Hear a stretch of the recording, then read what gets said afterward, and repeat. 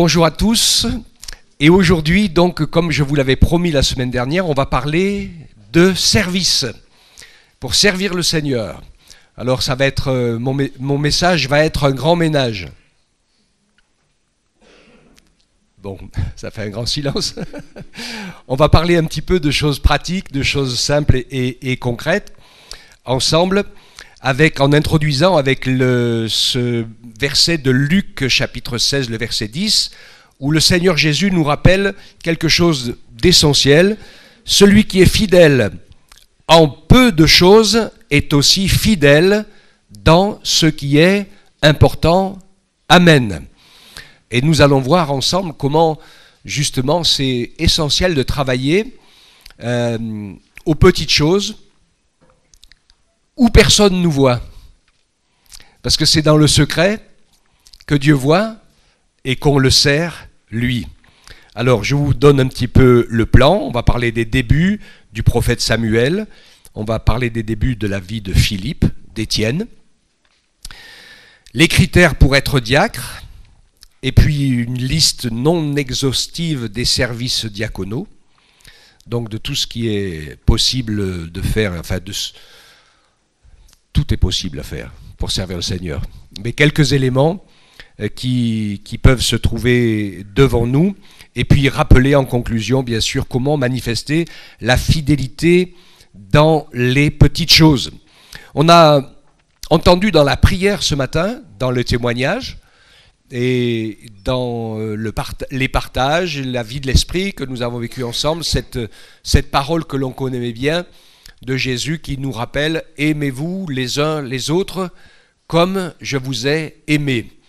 Il y a toujours plein de grandes et belles choses à dire sur cette manifestation de l'amour de Dieu, mais une chose est certaine, c'est que l'amour de Dieu n'est pas statique. Ce n'est pas uniquement ou spécifiquement un état jubilatoire. Ça se passe comme ça, un moment bénissant, quand on est visité par l'Esprit de Dieu, quand on est dans la parole, dans la louange et dans l'adoration. Il se passe quelque chose. Et qu'est-ce qui se passe? C'est le Saint-Esprit qui a trouvé une porte ouverte en nous pour faire quelque chose. Et quand le Saint-Esprit est à l'œuvre, il est en mouvement, en action, eh bien cela produit un grand bonheur, une grande joie. Et quelque chose se passe et se construit en nous. Je vous ai déjà donné, je crois, la définition du mot « heureux » quand Jésus nous rappelle tous les textes de Matthieu. Et ce mot qui est dans la parole, il se traduit avec quelque chose d'essentiel, il se traduit en marche. En fait, le bonheur pour Dieu, c'est que quelque chose se passe. Le bonheur, c'est d'aller de quelque chose vers autre chose. C'est la vie, en fait. C'est pas simplement d'être en état de béatitude et que tout va bien, j'ai pas mal, j'ai pas faim, j'ai pas froid, etc. Et je suis dans mon lit en train de me reposer, donc je suis heureux. Ça va à un moment comme ça, à un instant T. D'accord, hein? Mais c'est pas ça que la Bible définit comme le bonheur. Le bonheur, c'est de recevoir de Dieu, de donner à Dieu. Le bonheur, c'est de recevoir des autres et de donner aux autres. Et donc, j'ai soif. Qui va me donner à boire? C'est bon, ça marche. C'est l'instinct, hein? Donc, non, mais je comprends, je vous ai pris par surprise. Mais il n'y a pas de souci. Mais je sais que si moi, j'ai vraiment soif, alors n'importe lequel d'entre vous, allez, je le pense, faire un effort rapide pour aller me chercher de l'eau, pour pas que je meure de soif. Si c'est un petit enfant, au milieu qui dit « j'ai soif », est-ce qu'il a moins de valeur que moi? Ou plus? Ni plus, ni moins. Pareil. Mais peut-être que la précipitation ou la pensée ne sera pas la même. Parce qu'il dit, je vais donner un verre d'eau au pasteur.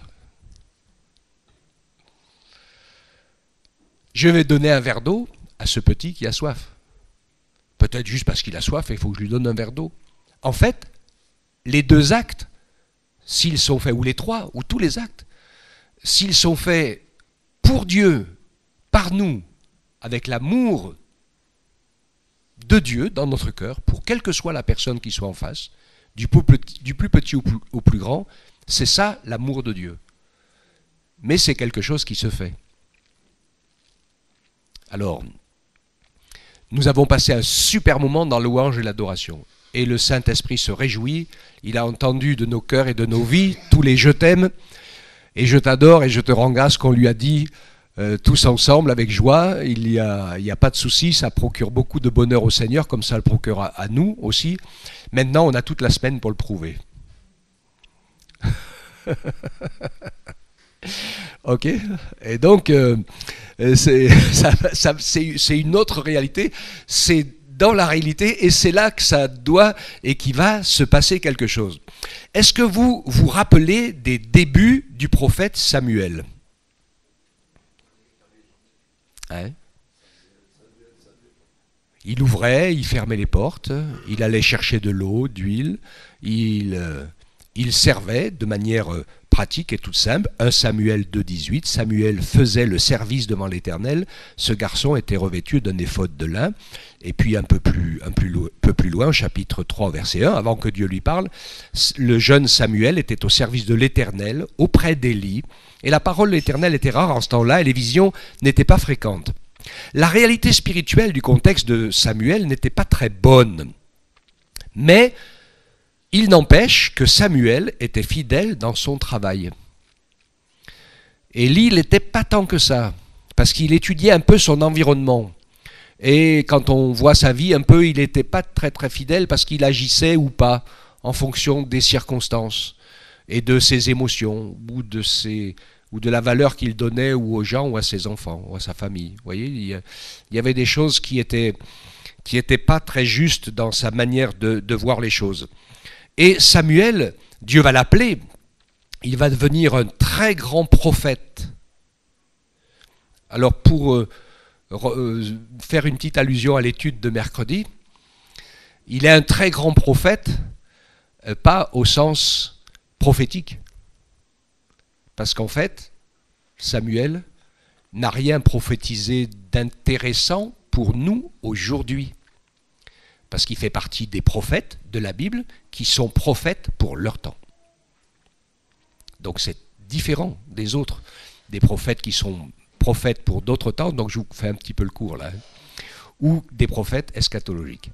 Et donc Samuel était un grand homme de Dieu par sa fidélité et par son travail, parce qu'en fait il a servi l'Éternel dans la maison de l'Éternel avec droiture. Il a appris à servir fidèlement le temple, même dans le temple, même quand personne ne le voyait.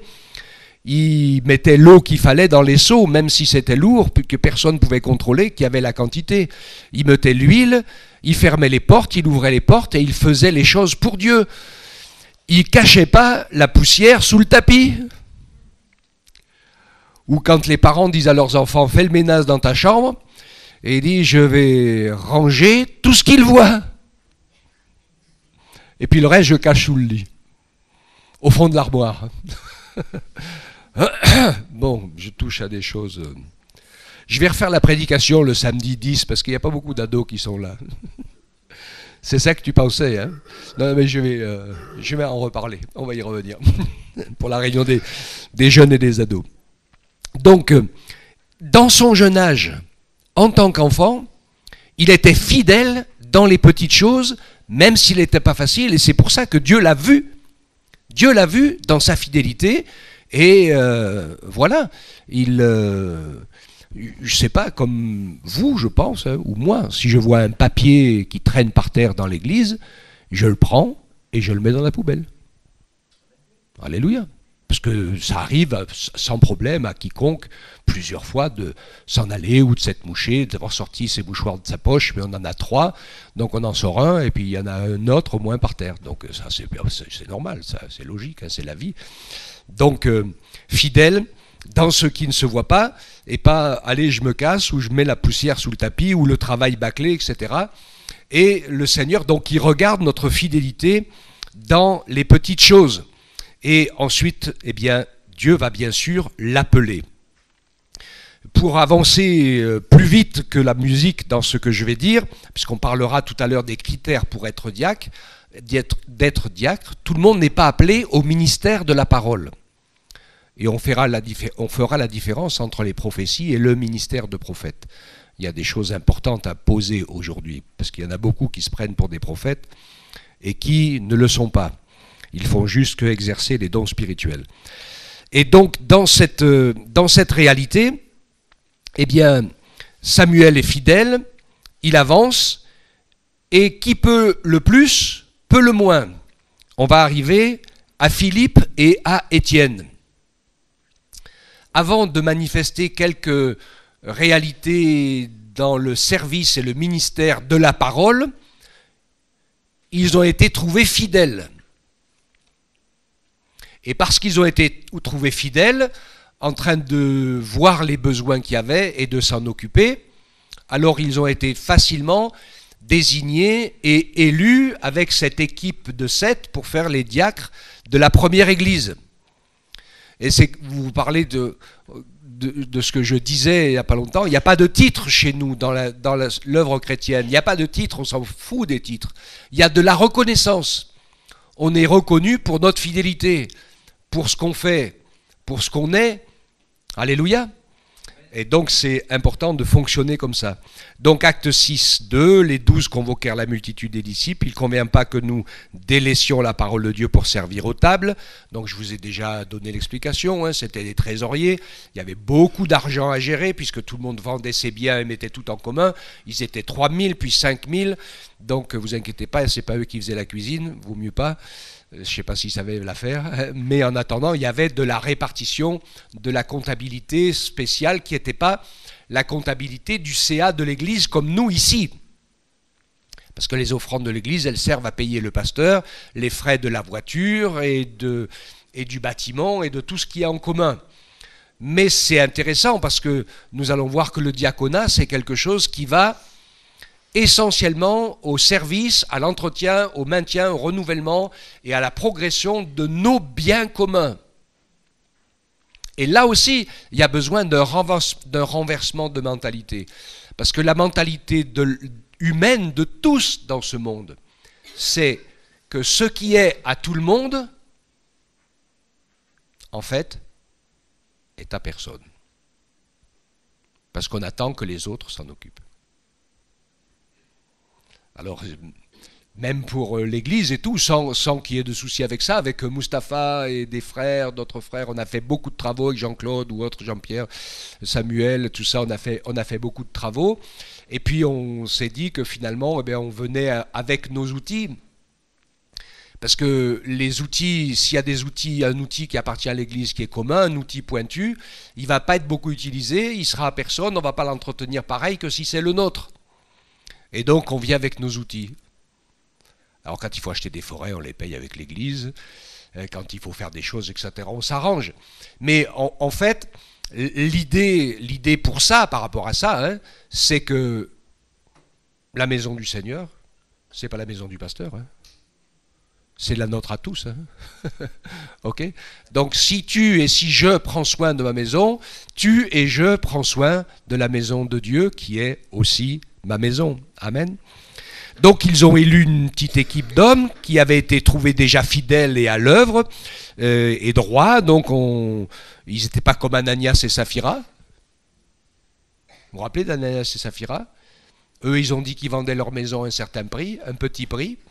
Et en fait, ils l'avaient vendu à un gros prix et ils se sont mis le gros prix dans leur poche et ils ont dit à tout le monde qu'ils l'avaient vendu au petit prix pour pouvoir avoir droit au passage. À la répartition.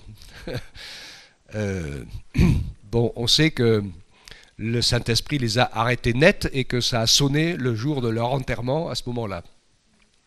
Mais la sainteté a bien baissé parce que si aujourd'hui le Seigneur ferait pareil, je pense qu'il y en aurait pas mal qui seraient plus vivants. Donc dans cette situation, et c'est super important, la fidélité. Donc Philippe et Étienne ont été nommés, ils ont choisi cet homme, de qui on rendait un bon témoignage, qui était rempli de l'esprit de sagesse, et nous les chargerons de cet emploi pour nous, les ministères de la parole, persévérer dans la prière et le service de la parole. Donc ce discours plia à tout le monde, ils élurent Étienne en premier, homme plein de foi et d'Esprit Saint, et Philippe, et puis Procore, Nicanor, Thémon, Parménas, Nicolas, prosélyte d'Antioche.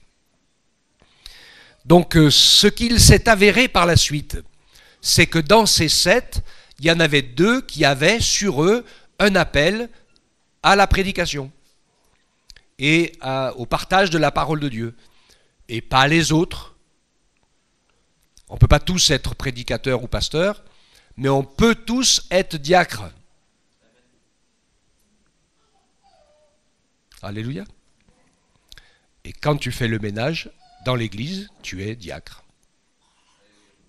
Alléluia. Si j'ai bien prêché, je les ai tous inscrits sur la feuille à la fin. Ok, c'est le but voulu, mais c'est important, ça a du sens. Donc ils ont été élus pour ce service diaconal, au service de la communauté des croyants, et en plus il y en avait au milieu d'eux 2 qui avaient reçu un appel au service de la parole. Mais ils ont été éprouvés comme les autres, au milieu de tout le monde, dans leurs œuvres et dans leur fidélité. Et ensuite, Philippe est devenu évangéliste. Étienne, qui a été nommé le premier, qui était un homme plein de foi, c'était un homme de connaissance et de révélation. Et puis, il a, malheureusement, enfin Dieu le sait, il connaît toutes choses, hein, il a été le premier martyr. Et donc, l'exercice de son message n'a pas été très long, mais il a été très dur, parce qu'il a été conduit et amené à dire la vérité aux religieux et aux gens qui l'écoutaient. Ça, c'est pas simple non plus, hein. Les ministres de la parole, ils ont 2 critères fondamentaux, c'est d'être fondamentalement attachés à la vérité pour eux-mêmes et à la droiture, c'est essentiel, et de pouvoir dire aussi les choses quand il faut les dire. Comme Samuel. Parce que quand Dieu l'a appelé dans la nuit, vous connaissez tous l'histoire, hein, tout le monde connaît l'histoire de Samuel. Élie, c'était aussi un homme de Dieu, qui était dans le côté de la descente, c'était pas bon du tout. Mais il connaissait la musique quelque part. Et le matin, quand il voit Samuel, il lui dit, viens me voir. Dieu t'a parlé, tu as des choses à dire, tu as des choses à me dire, et ne me cache rien. Et le petit garçon, il a annoncé l'arrêt du service de Dieu définitif dans cette famille à cause du mauvais comportement que Élie avait, que ses fils avaient et que Élie laissait faire. D'accord ? Donc ce Élie-là, sacrificateur, c'est pas le Élie, le prophète. Hein. Vous avez tous compris. Hein. C'est le même prénom, mais c'est pas du tout la même personne. Ok ? Voilà. Donc, eh bien Philippe, lui, dans Acte 8.5, il descend à Samarie, il y prêche le Christ, les foules d'un commun cœur s'attachaient à Philippe en apprenant et en voyant les miracles qu'il faisait.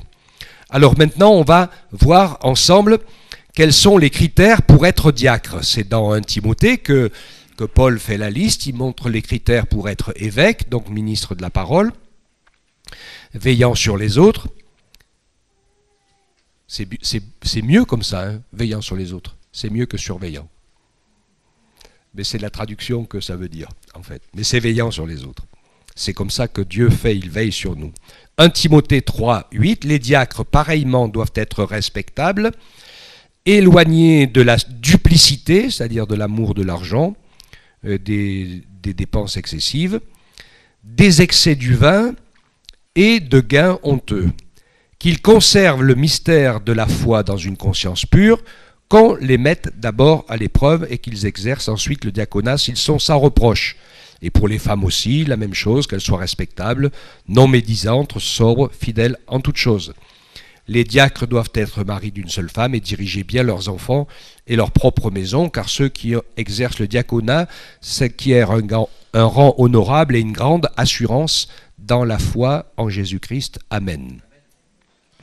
Il y a de l'assurance dans la foi quand on est humble et fidèle pour remplir pour faire ce que Dieu nous demande de faire. Donc les critères d'une vie honnête, c'est la base, et les critères d'un fruit de l'esprit aussi, de la conciliation, de l'amour pour son prochain, du respect pour les petits, pour les honorer, que ce soit des petits grands ou des grands petits, comme on parlait hier avec les frères et sœurs, et le connaîtront, c'est très difficile quand vous avez des enfants qui sont parents. C'est ce que c'est ce qu'ils trouvent à l'école aujourd'hui, hein, ou c'est ce qu'on trouve parfois dans la génération des tout-petits, c'est que leurs parents sont encore plus enfants que les enfants. Donc c'est très très très très compliqué, hein, et c'est le monde dans lequel nous sommes aujourd'hui. Donc le fruit de l'esprit est bien sûr nécessaire pour pouvoir accomplir un service avec amour et sans jugement. Je me rappelle d'une personne qui un jour me disait « Oh là là, les gens font pas attention, c'est sale dans cette église, il y a de la terre et des trucs comme ça qui traînent. » Je lui ai dit « Eh ben, alléluia !» Parce que c'était difficile pour faire le ménage. J'ai dit, ben, réjouissez-vous, plus c'est sale, plus vous devez vous réjouir, c'est que la maison est pleine. Si elle est propre et qu'il n'y a pas de ménage à faire, c'est très mauvais signe. C'est qu'il n'y a personne dedans. Ok ? Et donc, c'est important d'avoir cet état d'esprit, de savoir prendre soin de ceux à qui l'on parle, même si on ne nous rend pas l'appareil, parce que le problème, c'est évidemment, c'est que, mais ça c'est très humain, on n'est pas gentil avec ceux qui ne sont pas gentils, on est ceci, il y a tout un tas, mais Jésus, il est égal avec tous. C'est ce que disait ce matin Yann, il nous aime tous, il nous a donné sa vie, c'est son souffle qui fait que nous sommes vivants. Nous sommes ses créatures. Et donc, il n'a pas créé des bonnes et des mauvaises créatures, il a créé les créatures pour être ses enfants. Il y en a qui le veulent, être ses enfants, et il y en a qui ne le veulent pas. Alors, il ne peut pas les obliger, mais l'objectif de Dieu, c'est ça. Donc, les critères d'une vie honnête, les critères d'une vie respectable, le fruit de l'esprit, avoir une capacité relationnelle, de prendre soin des autres, de les écouter, d'honorer et de faire grandir ceux qui sont peut-être plus petits ou plus en difficulté avec la vie. Il faut pouvoir les encourager. Alors, une liste non exhaustive, j'ai cherché le mot sur le dictionnaire, pour l'écrire comme il faut, parce que je n'arrive pas à l'écrire comme il faut. Des services diaconaux. Et donc, c'est quasi infini. Nous, en ce qui nous concerne, ici, il y a 2-3 repères qui sont faciles à retrouver. Le premier, c'est le ménage, parce que c'est l'entretien des biens communs. Oh, vous savez qu'il y a du boulot, hein ? Parce que ça m'arrive de temps en temps de faire les toiles d'araignée derrière les radiateurs. Je ne sais pas s'il y a beaucoup de gens qui le font, parce que j'en trouve pas mal. De temps en temps aussi, je prends la tête de loup, avant d'aspirer en parterre, pour pouvoir aller partout, parce qu'il y a tellement de tuyaux de coins et de recoins que les araignées, elles habitent tout, à tel point qu'on a bouché les trous des puits de jour isolés, parce qu'on sait que les araignées vont nous les transformer non plus en lumière, mais en toile d'araignée noire et marron. Hein. Donc, on peut vite fait bâcler parce qu'on est pressé. Là, je remercie l'équipe de la solidarité parce que ça a été super. À un moment donné, ils avaient, dès que c'était fini, envie de partir. Alors, qui c'est qui finissait ? Marie-Hélène et Michel. Mais ils sont super parce que ça fait pas mal de temps maintenant qu'ils restent et qu'ils s'en vont pas tant que c'est pas tout fini. Donc ça, c'est génial. Ils sont pleins d'amour. Et même, ils commencent à faire le ménage un peu de l'église et tout ça. Donc, voilà, ils sont extraordinaires. Ça marche. Mais après, c'est des choses qu'on apprend. Et on le fait parce qu'il faut le faire. Hein, c'est un peu comme sa prière. Ça. Il faut que je prie. Alors, Seigneur, Amen, Alléluia, tu me bénis. Bénis cette journée, etc. Parce qu'il faut que je prie. Donc, il faut que je prie. Ou alors, on peut juste prendre, pas forcément longtemps, mais dire, Seigneur, qu'est-ce que je suis heureux. J'ai ouvert les yeux ce matin et je respire. Alléluia. C'est pas le cas de tout le monde, hein. Et que je suis tellement heureux que tu m'aies sauvé et racheté et que la journée, je la commence avec toi. Alléluia. C'est pas la même mentalité. C'est pas le même état d'esprit. C'est pas la même manière de faire. C'est pas une question de temps, là. C'est juste une question de cœur. Ok ? Hein ? Donc, c'est comme ça qu'il faut faire. Alors, l'entretien des communs. Donc pour ça, il y a bien sûr le ménage, tout ce qui est lié à faire du bien aux autres personnes. Un petit peu comme je disais tout à l'heure. Il faut qu'on sache, c'est fondamental, nous qui sommes des gens de la vérité, que Dieu est avec nous pour nous garder et que Dieu nous regarde même quand on est tout seul. Et qu'on a le balai à la main. Mais c'est très honorant de le faire. Je me rappelle d'une personne, je la voyais faire le ménage de l'église, j'avais l'impression qu'elle essayait de nettoyer les portes du ciel. Puis il y en a d'autres. Ok. Il y en a qui vont derrière l'estrade de temps en temps essayer de ranger un peu, d'enlever les toiles d'araignée. Ça fait partie de la maison aussi, hein. C'est dans les murs. Ah, c'est pas l'endroit le plus facile, hein. Mais bon, serais-je le seul à y aller? Donc voilà. Je peux trouver tout un tas de choses pour vous dire que c'est quelque chose, une activité diacre qui vaut son pesant d'or. Et Dieu nous regarde. Il nous regarde dans les petites choses. Alléluia. Bon, allez, j'arrête.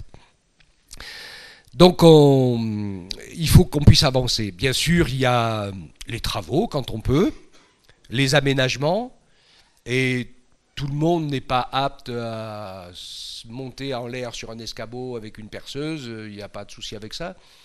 Mais quelqu'un peut dire, oh ben, vous m'appelez quand les travaux sont finis, je viens avec le balai, la serpillière, et puis je nettoie tout et je range derrière vous. Ça, tout le monde peut le faire, ça, hein, par exemple. Mais il faudrait que je le dise. Mais si j'ai des candidats, je vous appellerai. Ou je sais que si je suis pressé pour une visite ou autre, je peux laisser le chantier en plan et quelqu'un va venir et qui va tout ranger. Par exemple. Hein, on peut en trouver des choses à faire quand même. Hein. Voilà. Le service aux autres. Et bien sûr, c'est quelque chose qui est... Le ménage, c'est le service aux autres, mais ça ne se voit pas. On ne le fait pas directement. Mais après, on peut rendre service. La solidarité, c'est un service aux autres. C'est un témoignage. Et c'est important d'avoir ce témoignage. J'ai toujours voulu que l'œuvre de la solidarité, elle soit marquée par ce récit merveilleux de Jésus qui dit « J'ai eu faim, vous m'avez donné à manger. J'ai eu soif, vous m'avez donné à boire. J'étais nu, vous m'avez vêtu. J'étais en prison, vous m'avez visité. » Quand est-ce que nous t'avons vu, Seigneur, avoir faim, avoir froid ou avoir soif? Et avons dû répondre, et Jésus leur dit, à chaque fois que vous l'avez fait par amour pour l'un de ces petits, c'est à moi que vous l'avez fait. Ça élimine tous ceux qui font des bonnes œuvres pour aller au ciel. Vous voyez ce que je veux dire? En se disant, je vais compenser par les bonnes œuvres pour couvrir mes péchés et mes misères, en espérant que la balance, elle penche du bon côté, pour que je réussisse peut-être à rentrer dans le ciel. Le problème, c'est que même nos œuvres les plus belles et les plus bonnes, elles sont entachées de péché. Et elles n'ont aucun poids, absolument aucun poids dans la balance. C'est pour ça que Jésus a versé son sang. Parce que de l'autre côté de toi, dans la balance, c'est pas tes œuvres qu'il faut mettre, c'est Jésus. Sinon, c'est cuit. Hein. Ok? D'accord? Et donc, l'idée était, parce que c'est pas d'être pour des évangélistes, parce qu'en donnant un bout de pain à ceux qui ont faim, on peut accuser parfois de profiter de la situation. On donne un bout de pain parce que les gens ont faim. Voilà, qu'ils veulent de Dieu ou qu'ils n'en veulent pas, qu'ils soient musulmans, bouddhistes ou athées ou tout ce qu'on veut, ou même qui mènent une vie morale qui ne nous plaît pas. Ils ont besoin d'aide, on les aide. Amen. C'est important ça. Le faire par amour pour notre prochain. Même si en retour, comme Jésus, c'est ce que Jésus a fait, et en retour, il a reçu les coups, le fouet, la croix et la mort. Ne vous imaginez pas qu'il y a un autre chemin pour nous.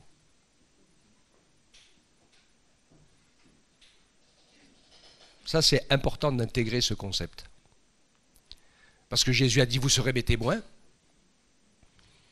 Ça veut dire, vous serez mes martyrs. Et donc vous, comme moi, vous allez vous donner à moi. Et comme moi, vous allez vous donner aux autres. Et les autres, eh bien, certains vont en profiter, certains vont vous humilier, certains ne vont pas l'accepter, etc., etc. Mais ce n'est pas notre rôle de juger ou de condamner, parce que nous sommes sous le temps de la grâce, et en tant que disciples de Jésus, nous avons la même mission que lui, c'est de bénir. Dieu s'occupera, au jour du jugement, de ceux qui ont été bénis, et qui, eux, ont maudit, ont donné le mal en retour. Mais pour que Dieu puisse juger en conséquence, il faut que nous, ses enfants, on est bénis. Sinon, le jeu est perdu. Si nous, on a maudit aussi, alors on a détruit tous les arguments pour Dieu. Ok ? Donc, nous sommes appelés à bénir. Bénissez et ne maudissez pas, nous dit le Seigneur. C'est écrit dans sa parole. Et il n'y a pas d'autre ministère plus grand pour bénir que le diaconat, que de servir. Parce que tous, on peut bénir. La prédication, c'est autre chose, ou la louange, c'est autre chose. Bien sûr que Dieu bénit, mais on le fait pour adorer Dieu.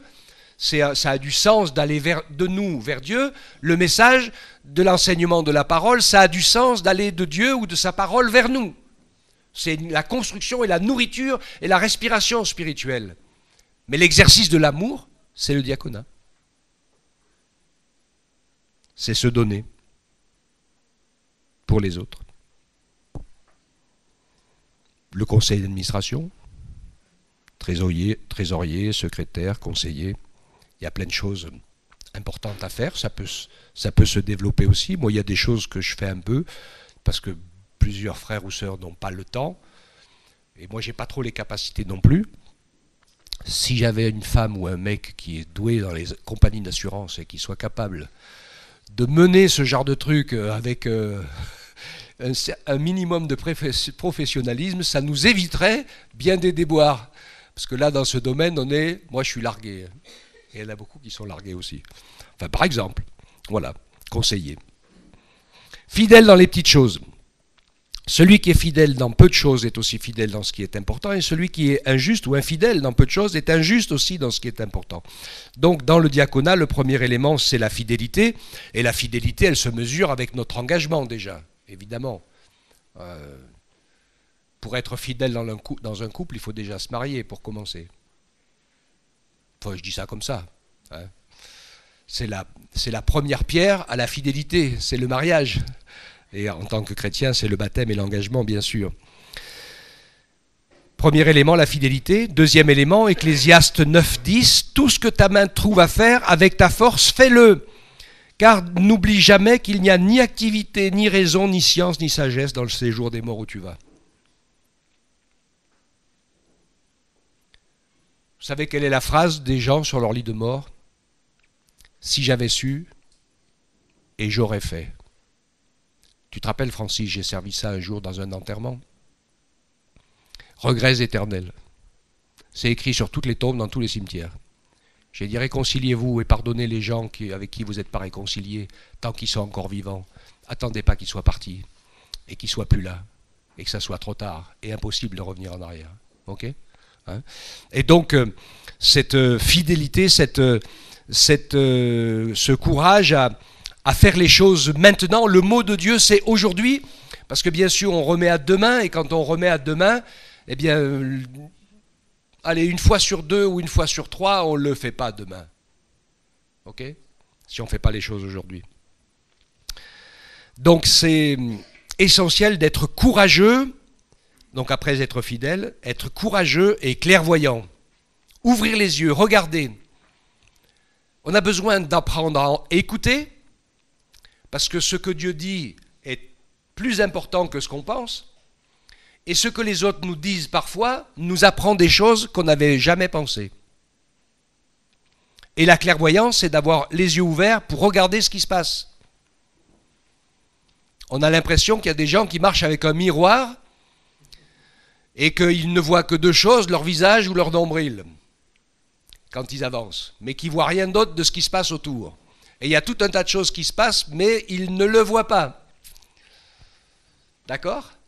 Et donc c'est important d'avoir les yeux ouverts sur ce qui se passe autour de nous, parce que ça nous donne le moyen de bénir. Ça nous donne le moyen peut-être de réaliser quelque chose qui se passe autour de nous dont on n'a pas conscience. Alléluia. Ça fait partie du diaconat, de l'esprit de service. Je ne vis pas que pour moi-même. C'est pas Dieu bénis-moi, bénis-moi, bénis-moi. C'est Seigneur, ouvre-moi les yeux pour que je vois si je peux bénir quelqu'un ou faire quelque chose. S'il y a quelque chose qui peut se passer, que je peux tendre la main, donner une parole ou un encouragement en ton nom pour faire du bien. C'est l'esprit du diaconat. Et Colossiens 3,23, tout ce que vous faites, faites-le de tout votre âme, de tout votre cœur, pour le Seigneur et pas pour les hommes, n'attend pas de récompense. L'amour n'attend pas de récompense. Et Dieu, il ne récompense pas nos œuvres. Il veut une relation d'amour, c'est tout. Un cœur à cœur. De vrai à vrai. Alléluia. C'est pas un marchand de tapis, le Seigneur. Hein. Il n'a rien à vendre et il nous a rachetés. J'allais dire qu'il a rien à acheter. Il nous a rachetés. Donc c'est lui qui a payé et il a payé cher. Alléluia. Pour nous avoir auprès de lui pour toujours. C'est extraordinaire cela. Alors, il y a plein d'autres choses pour l'extérieur, pour le monde, dans les associations. Enfin voilà, il y a plein de choses qui peuvent être faites, qui sont du diaconat à partir du moment où on sait que nous, on y est avec le sel et lumière de l'amour de Jésus et qu'on fait du bien pour notre prochain.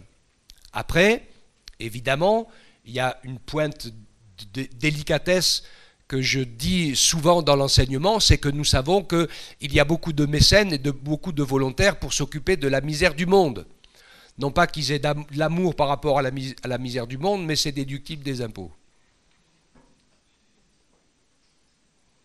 Alors c'est comme ça qu'on le voit, nous, où il a fallu se fâcher parfois, parce que les supermarchés jetaient de la nourriture dans les poubelles et mettaient du gasoil dessus, c'était de la perte sèche. Maintenant, ils savent qu'ils peuvent le donner pour les associations caritatives, et donc c'est considéré, la valeur n'est plus perdue, elle est en don déductible de leurs impôts. Donc c'est extraordinaire. Alors on leur disait à certains moments, arrêtez de nous donner au poids vos poubelles. Si vous voyez ce que je veux dire. Parce que c'est limite quand ça sort de chez eux, là-bas, mais quand ça arrive ici, c'est hors limite. Le camembert, il sort de sa peau là-bas, et quand il arrive ici, il court tout seul. Voilà. Ok. Donc, alors je suis vilain quand je prends ça, parce que je prends l'exemple, je suis en grande défense pour les agriculteurs. Parce qu'il faut voir la souffrance du piège dans lequel on les a enfermés. Ils sont piégés, ces gens-là. Et puis, ils sont des centaines et des milliers en moins chaque année sur le territoire, donc c'est que ça ne doit pas gagner beaucoup. Il y en a qui gagnent beaucoup, mais comme disait un céréalier, qui ne gagne pas trop mal les céréaliers, il disait « je gagne plus sur mon ordinateur à spéculer qu'à le faire pousser dans mon champ ».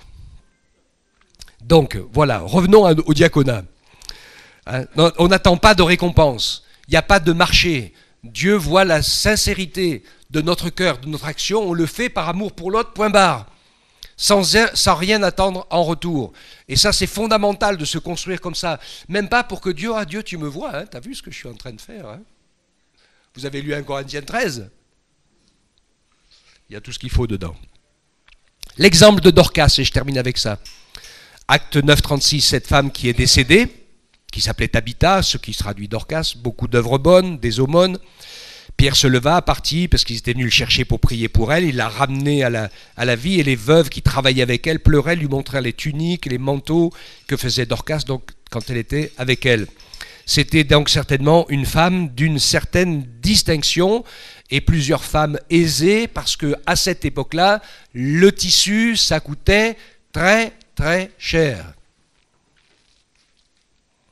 Eh bien, elle consacrait ses prix et ce travail pour pourvoir aux besoins des pauvres. Et bien sûr que c'était un réel besoin. Il y a des choses, il faut s'adapter. Aujourd'hui, ça ne sert à rien d'envoyer des vêtements pour les envoyer à l'étranger. Ça va vous coûter plus d'argent pour moins de résultats plutôt que d'envoyer quelques milliers d'euros à l'étranger pour les acheter directement sur place. Ça sera beaucoup plus efficace. Donc il faut s'adapter, il faut coller à la réalité. Voilà, il y a des choses qu'on fait plus. Nous, le vêtement, de toute façon, on n'a pas la place de le faire. Donc il y a d'autres associations. Nous, quand on a des vêtements, on les amène aux autres associations caritatives, celles qui s'en occupent et qui en vivent. On ne peut pas sauver la planète entière, évidemment. Hein. Donc il faut être sage, raisonnable, intelligent, mais quand il y a une opportunité, il faut agir. Paul aux Corinthiens écrivait, il fait une recommandation, vous avez la famille de Stéphanas, c'est la prémisse de l'Achaïe, elle s'est mise au service des saints. Soumettez-vous aussi à de tels hommes, ainsi qu'à tous ceux qui prennent part à l'œuvre et qui travaillent. Soumettez-vous les uns aux autres dans la crainte de Christ, nous dit Éphésiens 5, 21. Amen.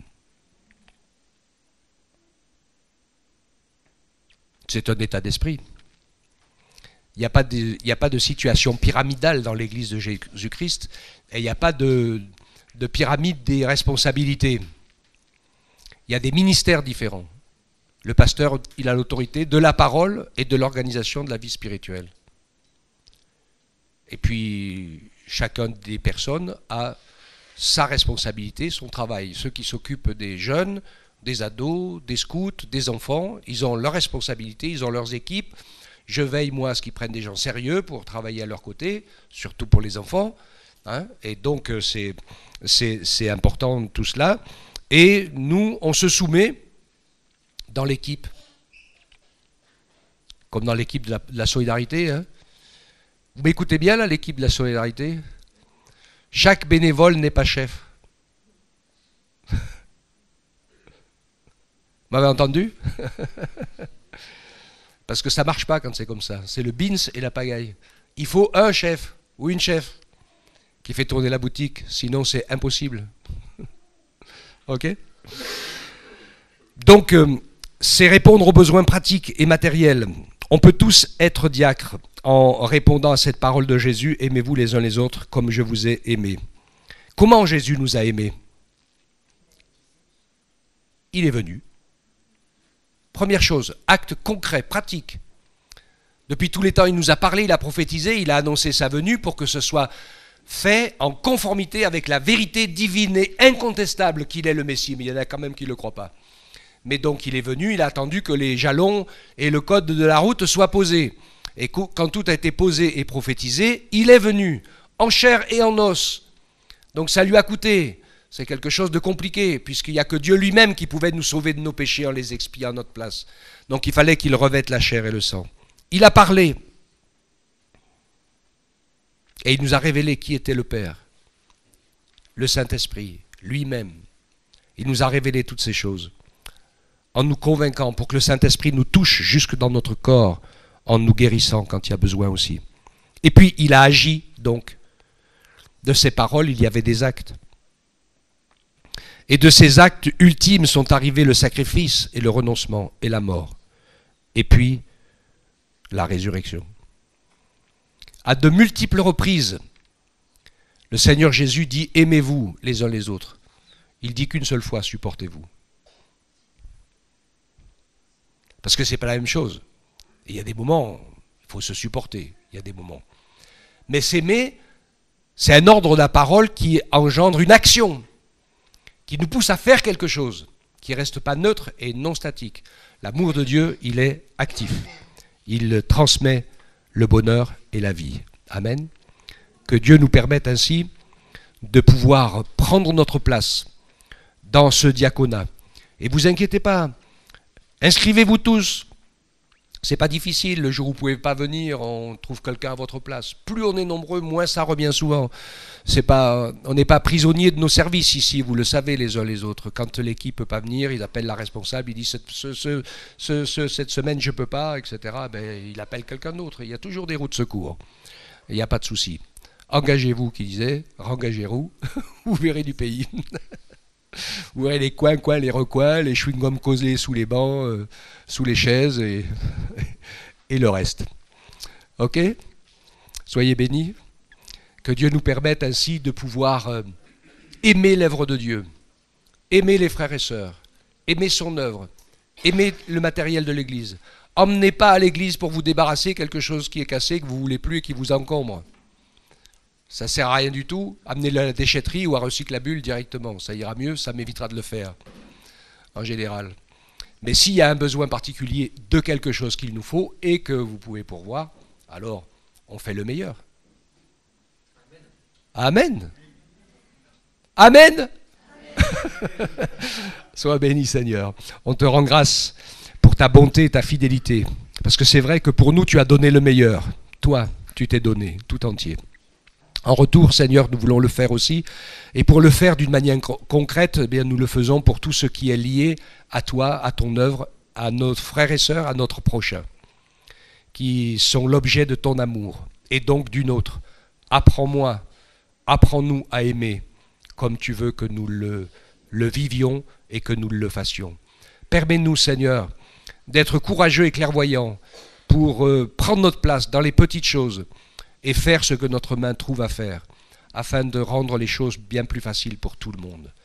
Merci de ta grâce, que nous puissions, parce que par des petites choses comme ça, nous pouvons en toute simplicité nous bénir les uns les autres. Merci de bénir particulièrement, et on veut te prier pour les familles. Dans le siècle où on vit, on pense beaucoup dans nos prières aux parents avec des jeunes enfants qui sont dans un monde difficile, qui ne leur laisse pas une minute.